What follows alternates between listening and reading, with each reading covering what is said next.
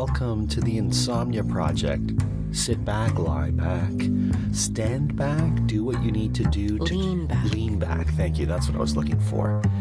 And enjoy and drift off with us as we talk about inconsequential things.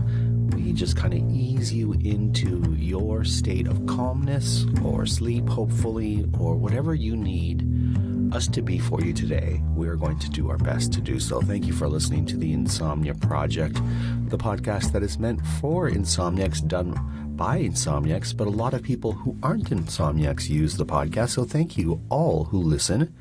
Don't forget to tell your friends and rate us. Give us a 5-star review. I'm Marco Timpano. I'm Amanda Barker. Amanda, I just made you a coffee. You did. Yours was frothed. Mine is not. I have a little bit of a nasal sound. I think it's allergies. Oh, interesting. Yeah.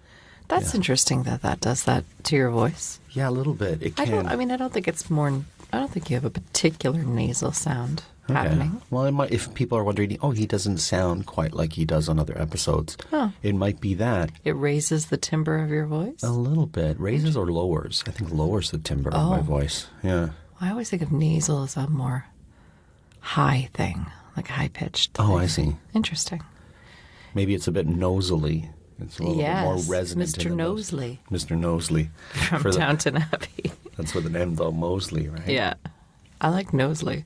That'd be a good write-up or character of that character. Is that what we're talking about today? I wanted to talk about, unless you have a topic you'd like to talk about. No, I'm a blank slate, as always. Okay. I mean, I could find you some things. I could go foraging. Yeah, let's forage during the episode because all I have is parking. We could talk about foraging though. Or parking. Foraging for parking? Oh, that's true. Well, if you want to go with foraging, let's go with foraging. Well, I happen to use the word foraging, and it reminded me of a new Instagram person that I found that I'm quite enjoying. Who's that? I don't know her actual name, but the Instagram handle is Black Forager. Okay. And that is who she is. She is black. She's in the States. And she eats things that you don't think you could eat. And she goes foraging daily. And her handle is usually, I think it's keep snacking, don't die. Okay, fair enough. Yeah, because she, does just that, I guess. We recently foraged, Amanda, you and I. Mm-hmm. We were at our friend's house. That's and true. They're moving, just so everybody knows. Good friends, very good friends, and they're moving closer to us, so I'm really excited about that. And we were walking from their backyard. We were having a lovely drink with them, coffee with them. And as we're about to go, Amanda noticed that they have a bunch of chives in their front that they're growing. And Amanda's like, let's grab some chives for some eggs that we're going to make. And I said, but are we just going to grab our friend's chives? And I said, absolutely we are. And we did, and we haven't told them yet. No, well, I need to text them. They're going to be okay with it. I reached in and ripped my hand. That's what I would call urban foraging. I would say so. I have been foraging many times. Yeah? Mm-hmm. On the urban level, and let's talk about you foraging, but on the urban level, by my work, there was a place, a house, but this wasn't part of their garden. There was a fence and then sort of this, it was actually on the sidewalk, truthfully, a patch of mint that had found its way, I don't know, into quite a significant crack in the sidewalk. And I looked one day and thought, that looks like mint, and reached down, grabbed a leaf, and realized it was mint. It was spearmint, I think, or peppermint. Spearmint, I think. So I then started taking it because it was growing like weeds, and mint can do that. Mint can do that. It can be very, very. And that was my source of mint. Over. I would use it in drinks. I would use it in salads. Anywhere mint is used. It was in a field or on someone's property? Let me get this straight. Kind of neither. It really wasn't on their property. It was on the sidewalk. Oh, it had creeped because mint can be a creeper, right? It will grow. But it was just off the, how do I put it? So it wasn't the part of the sidewalk where people walk. Okay. It was sort of the edge of the sidewalk. Closer to their house? Yes. Okay. But in a large crack. Okay. But there had been they have a fence, so it wasn't on that side of the fence. I see. Like that. So I was not going into the yard. So I guess the lesson here is if you have any edible plants or herbs on your property that kind of Amanda can reach for, she's going to be foraging. I will forage from your plants. Black forager, her name is Alexis Nicole. She's based out of Columbus, Ohio. She's vegan. And she's an enviroscience enthusiast and a forager. Oh, that's amazing. Yeah. And so, hello to Alexis. We'll send an Instagram post that we mentioned her. Yeah, it's so great when you forage. Like, I'm just looking at... She makes fizzy drinks. She made something out of cattails recently. And she posts pretty much every day. So there was a plant that she ate, like a beautiful flower, and was like, oh, it kind of tastes like a grape. So it's fascinating because you're watching her eat things that you didn't think you could eat otherwise. Well, there's a bunch of things that we use as ornamental that are edible that have gone out of fashion or people don't consume, or they only grow for short periods of time, and so they're not available commercially or available in abundance because they're only available for a small season, right? And the more you know about those products, the more you can forage. But I would say if you are going to forage, make sure you know what you're getting. You're not getting a plant that might be non-edible. Well, of course. We forage for purslane. Oh, that's true. Up where we have our cottage, purslane grows around this time, actually. And we will forage for that because my mother can identify it very well. And now you're very good at identifying it. But I thought we had figured out that actually it wasn't, the English word is not purslane. Right, that's right. What was it called? Cowbell? Cow hips? Cow slips? Something like that.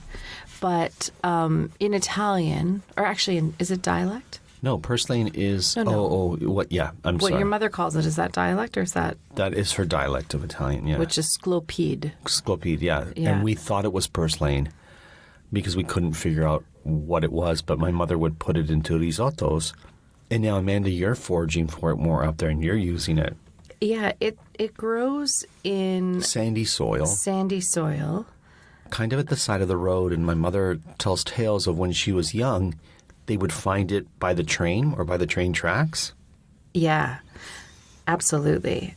And the other thing that she forages for in the same type of soil, sandy soil, are dandelions before they've gone to flower or gone to seed. Right, and you've been foraging with her. Absolutely. One time we went into, I think it was a field, and... It was most definitely a field in the spring near a drive-in movie theater. Yes, and there was tons. And we brought back like a garbage bag full of fresh dandelion greens. And she took them home. She said she triple washed them, so she got obviously all the first layer of dirt out of them and then washed them again, every leaf. Yeah, when you have something sandy, it takes a few washes to get all the sand out. Absolutely. When you're not... The grit and right, so on. The grit, yeah. And then she boils it down in like hard packed green. So it's like this boiled down bitter greens, really similar to spinach. And then freezes it like that. And then so you can enjoy it truly all year long, I suppose, if you wanted to, or at least for the rest of the summer, because it usually happens at the beginning of the summer. Yeah. And I remember your father telling me that there was a joke, an Italian joke about two old Italian women by the train tracks fighting each other for dandelion greens. I don't know if that's a joke. That's probably a true story. Could be both. We used to go mushroom foraging. Me, my father, my cousin, and my uncle. Really? And my uncle, this is when I was a child, my uncle knew which mushrooms were safe. He was very good at that. And my dad could identify the ones that he knew, so he would just get those. But my uncle was really great at that. And I was a child, and so was my cousin, and we just loved trapezing in the forest. And I would yodel, and we would sing while my uncle and my father, turned over little logs or leaves that had fallen, and we would come home with baskets and baskets of mushrooms. Wow. And what would your mom do with them, or your dad do with them? My mom would clean them, and she would throw out half the bag or half the basket if she didn't feel the mushrooms were safe, even though she was told they were safe. One time I remember your dad picking a bunch of mushrooms and then your mom whispering, "Give them to me," and then throwing them out. I think my mom had no time for it because she was not the mushroom expert, so she was like... She was always afraid, I think. Well, she was concerned, right? Right. But we would have some of those mushrooms that we foraged. How would you eat them normally? I don't even remember. She would cook them in things. Pasta, risotto, no, she would cook them she would cook them as is too. We would have them in multiple ways, yeah. Your mom is good with mushrooms. Mm-hmm. I also went foraging for truffles when I was a tour guide in Europe. Part of our tour was to go truffle foraging with a I want to say a master truffle hunter. Now explain a truffle to me. Truffles are controversial in this house. Amanda does not like truffles. I do not like the smell of them. I feel like they've taken over some certain restaurants in the last 10 years, 20 years. And I don't enjoy that smell at my table in front of me or wafting through, whatever a waiter's carrying by me. So that's where the controversy is. But there's white truffles and there's black truffles, That's right. And which one is the more common one? The black truffle. The white truffle is the more prized truffle. I think the Piemontese Bianco, or the white truffle from that Piedmont region of northwestern Italy, is the most prized truffle. And those are the ones that you see on television that fetch hundreds and thousands of euros, depending on the size of the actual truffle itself. Oh, they auction them, right? That's right. And the black truffle, so that's the one, what's the one they make the oil from? I'm assuming you can make the oil from either, but it's more commonly made with the black because the black aren't as expensive as the white. But I'm not a truffle expert. You're asking me questions about truffles as if I'm a... But you know more than me. Okay. So that makes you the expert in this relationship. So when we go foraging for truffles, or when we went truffle foraging or hunting, as they said, we would have a guide who was an older man who didn't speak English, so I was there to offer the translation, and their dog. And the dog was the one that was doing most of the work. The dog would be sniffing and searching and kind of spotting for the truffle. And the hunter, who was an older man with a big walking stick or cane, more of a walking stick, I guess, would be walking behind their dog and, just encouraging the dog, giving them treats when they found a truffle. And when the dog found the truffle, it kind of scratched at the earth and kind of made a gesture with the nose. And then the hunter would go and sort of reveal more of the dirt until they were able to unearth the truffle.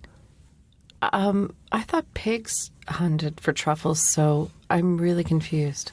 Well, perhaps in France they use pigs, but in Italy they use dogs. The problem with pigs, to my knowledge, and once again, I'm not a truffle expert. You are in this situation. Is that they'll eat the truffle, so you have to be very careful. Oh, I see. So a dog... A dog won't eat them? Once again, I went truffle hunting a few times, and the dogs did not eat the truffles. Okay. And I think they're trained, when they find the truffle, their owner will give them a more valuable treat. To them? Yeah, to the dog, like a piece of sausage, some meat. Got it. I guess dogs like you, they're not into truffles. I'm a dog? No, I said you don't like truffles. I don't think dogs like truffles. Well, so. then, yeah, it's true. But I have one more truffle question. Okay. And I feel some truffle tension brewing here because I feel like you're not happy answering my No, I truffle wanted questions. to talk about the journey of finding the truffle versus Okay. a truffle talk. I just Q&A. wanted to know, is a truffle a mushroom?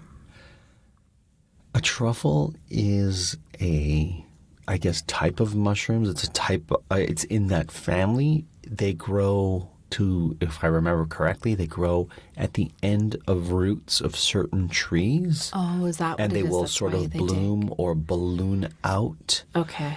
And you want to catch them sort of as they're getting to their peak or their peak of expansion, because then they start to not be as good. They start to as they sort of after they reach their peak, they diminish in quality and flavor, I guess. When we say chocolate truffle, Generally speaking, that chocolate is supposed to look like I truffle. See. Oh, so that has nothing. That's not something a dog or a pig forages for. If you look for no.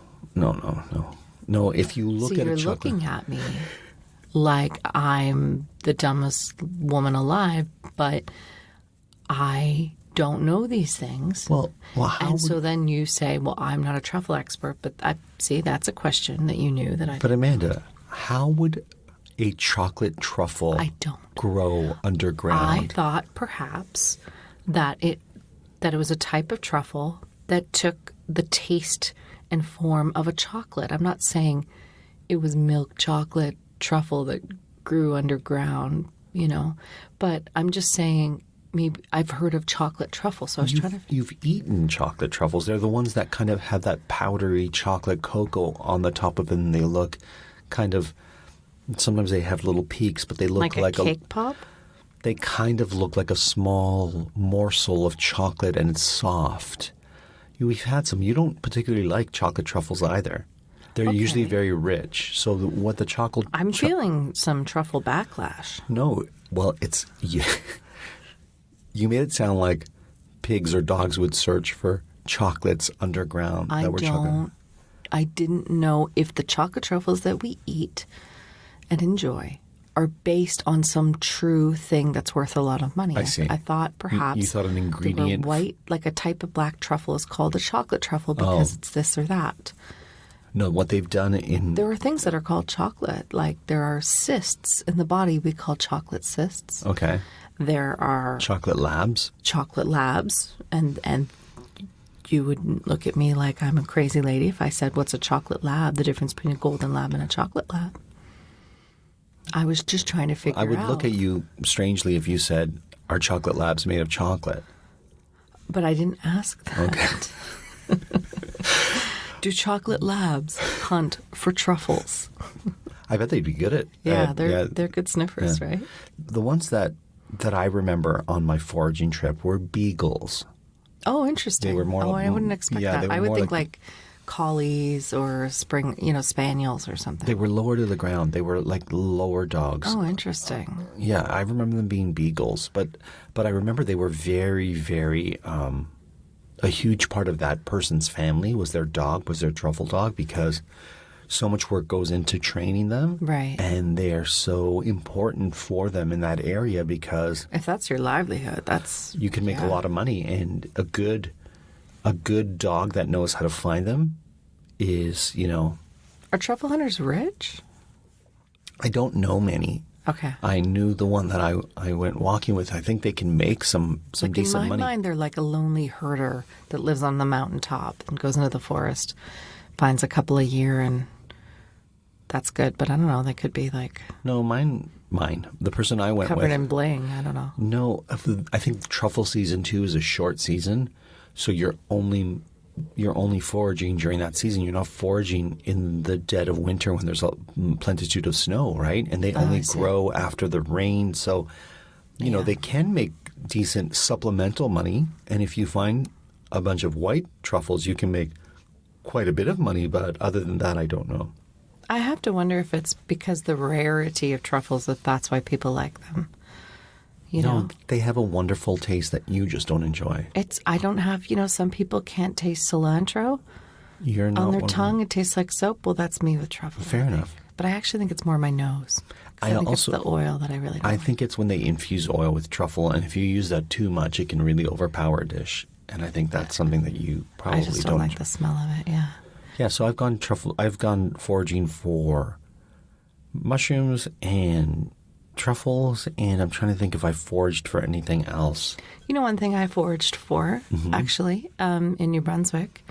Well, I don't know if you can forage for berries, but I suppose the definition of foraging is probably searching for food in the wild, right? Sure. You know? One thing we used to forage for was choke cherries. Okay. And choke cherries are interesting because they almost look like holly berries. Right. They grow on a sort of lower bush. Sometimes it's more of a tree.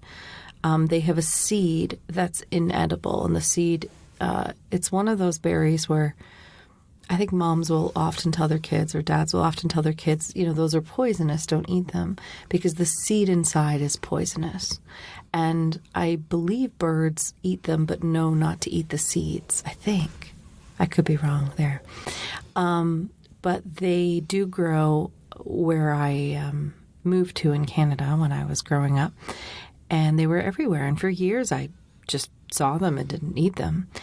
And I lived next to a First Nations reserve of the Maliseet people. And I was babysitting actually on the other side of that reserve. I lived on one side, and the family that I babysat for and worked for, they lived on the other side. And so there was a little girl, and she would come and play with one of the girls that I took care of. And I knew the mom. She was sweet, and she had worked in my school. And anyway, the little girl said, "Oh, those are choke cherries. You can't eat them, but you can make a delicious jelly from them." So I was intrigued, and she said, "My mom can tell you how to do it." So I said, "Would you ask your mom to tell me?" So the next day she came over, and she had a little recipe, a little note from her mother, and a little recipe on how to make choke cherry jelly. And I was so thrilled, and it was a really fun, you know, activity. You know, I lived in a pretty rural area, so finding activities for 3 kids, all of different ages, because I nannied them all summer long, was always a good idea because, you know, you didn't want them in front of the TV all day. Of course. So I said, "Okay, kids, put on your, you know, your rubber boots, your wellies, whatever, and we are going to go forage for choke cherries." And so we did. And we all had bags. And the little guy, I think, was like 4, maybe. And we went and we got piles and piles and piles. There were so many of choke cherries. And we knew how to spot them. And we very quickly learned what the leaves are, because there's a lot of red berries that you'll see in any bushy area, forest. So you have to know to look for the right leaves, I think, in that case.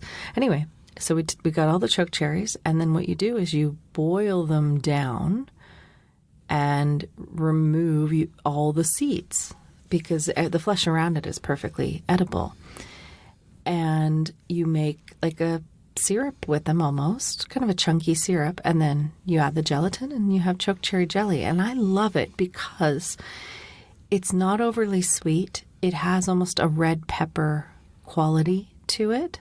I don't love red peppers, but I love red pepper jelly. So I love that little bit of tang, a little bit of just not an over sweetness, but more of an interesting taste. And so, yeah, choke cherries. So I thought I never foraged, but I suppose that qualifies. Yeah, I foraged for wild strawberries. Oh. With my cousins when I was younger, when we did this in the mountains of northern Italy. And I just wanted to mention, we had mentioned that edible plant that my mother had foraged with you. Oh, sculpid? Yeah, it's sculpit is what it's called in English. That's what it looks like. So it has little purple flowers, but you want it before it flowers, right? Like so many things, like a basil plant, you want it before it flowers. Sure, really. Sure. I would love to forage for wild onions. Mm-hmm. They're also called what are wild scallions called?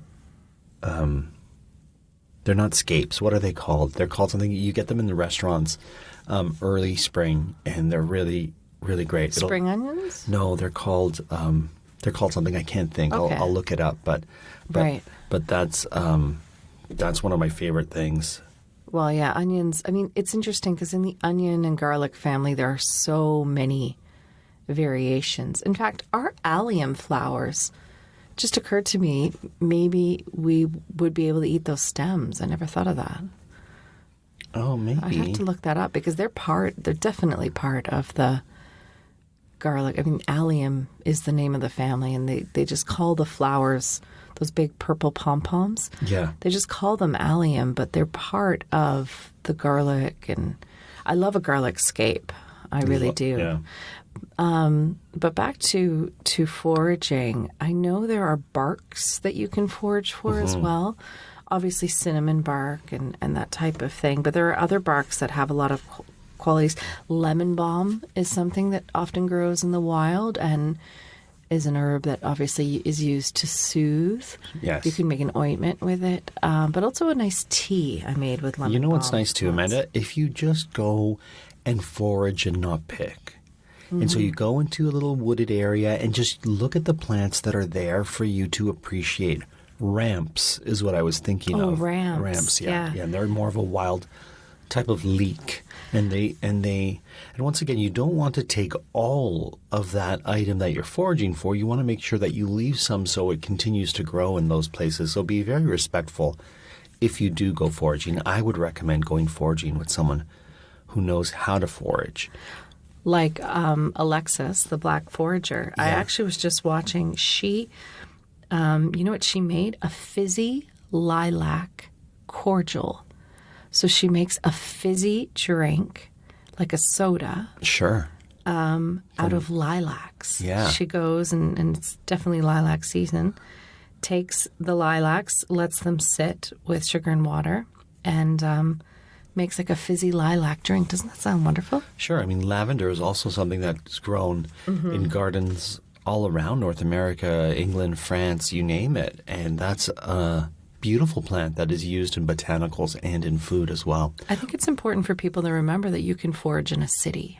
And that's what we're talking about too. It's not just in a big forest or That's in the right. wild. Yeah. As long as the city has some green areas, Your friends don't mind you stealing mint and chives from the gardens. I want to thank Matt and Mel, who don't know that we stole some of their chives. But they're delicious. They were wonderful in our little breakfast, and I want to thank everyone for listening to this foraging episode. Maybe next week we'll talk about parking, because you did a great parallel park the other day, and I was thinking about that. Yeah, I'm the queen of the parallel parks. Well, you're also the queen of my heart, so until next time, I hope you were able to listen and sleep.